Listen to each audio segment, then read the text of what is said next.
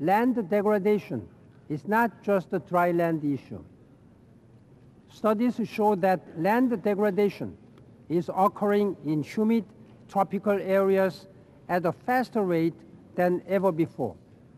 If this phenomenon is not reversed in time, it could roll back our efforts to eradicate poverty, achieve the MDGs, and achieve sustainable development.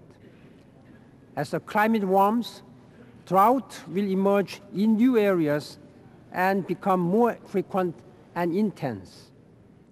Drought and land degradation must therefore move to the center of policy development. African countries remain committed to fulfilling their obligations under all multilateral agreements. However, the results so far achieved have been limited because of the challenges posed by a number of global crises which have negatively impacted on the development and environmental efforts in the continent.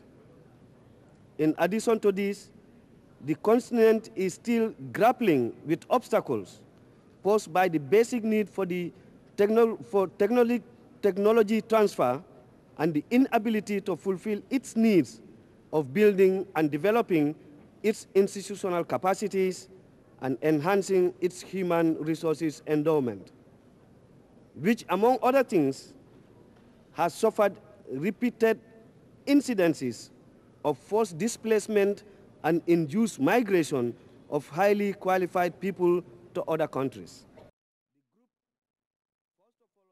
Though the American people will always provide aid in times of urgent need, emergency assistance is not the most efficient or lasting solution. The reality is we must do more to prevent these crises in the first place. That is why President Obama launched a global food security initiative called Feed the Future to help countries develop their own resilient agricultural sectors and food systems so they can feed themselves over the long term.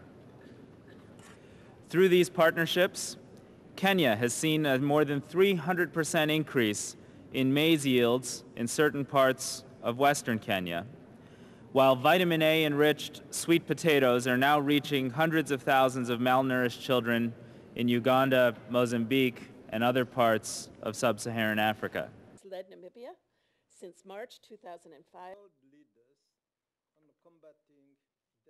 Land degradation is happening everywhere in the world. And when we allow land to be degraded, at the border of the dry land, actually it fragilizes the dry land themselves, because the buffer zone of the dry land is the humid ecosystem. When they are degraded, then the dry land are more vulnerable to degradation.